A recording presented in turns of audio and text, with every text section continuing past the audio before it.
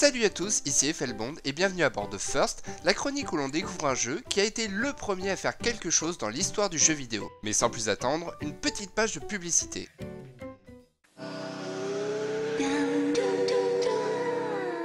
This is Burnout Paradise, the very first video game with an in-game political advertisement. The ad consists of a virtual billboard showing Democratic presidential candidate Barack Obama and his call for change. It's an ad that's generating a lot of buzz. Allez, tous avec moi, placement de produits. Ici pour la campagne de Barack Obama, les publicités intégrées aux jeux vidéo, à ne pas confondre avec la promotion de ces derniers, sont maintenant nombreuses. En même temps, avec un marché vidéoludique estimé à 2 milliards de dollars en 2016, ça serait bête de s'en priver. On peut avoir de tout, de l'alimentation, des voyages, des voitures, voire même des sex shops, mais la réaction des joueurs est souvent partagée, voire même énervée, de voir la prolifération de ces publicités, notamment sur les supports mobiles. Mais il va falloir s'y faire, le jeu vidéo est devenu grand public avec ses avantages et ses inconvénients. Ce qui nous amène à la nouvelle question du jour, quel est le premier jeu vidéo avec publicité intégrée? Moonlander, développé en 1973 par Jack Burness sur DEC GT40. Juillet 1969, un moment historique. Les premiers hommes marchent sur la Lune, émerveillent le monde entier et marquent l'histoire à jamais. Et parmi le public, un certain Jim Strower, un étudiant américain qui se passionne pour la mission Apollo et décide d'en faire un jeu vidéo.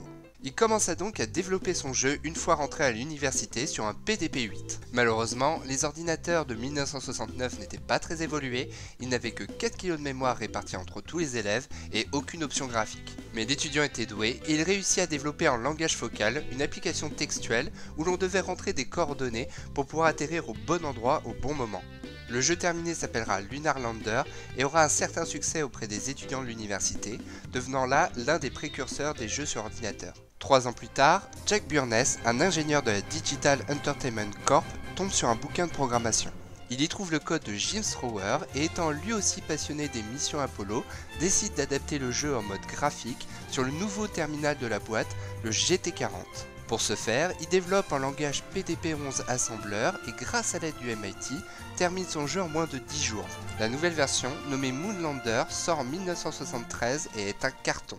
Sa partie graphique, révolutionnaire pour l'époque, nécessite l'utilisation d'un crayon optique. En appuyant sur l'écran, le joueur doit contrôler sa direction et sa vitesse et empêcher de s'écraser avec le module lunaire. Bien sûr, s'il échoue, c'est game over. Par contre, si la mission est un succès, le joueur pourra se poser et aller commander des Big Mac au McDo. Ce sera la première publicité visible dans un jeu vidéo. D'autres marques suivant cet exemple, comme Coca-Cola qui sortira un jeu sur Atari 2600 dans lequel il faut détruire des logos Pepsi, le tout dans un but de pure promotion.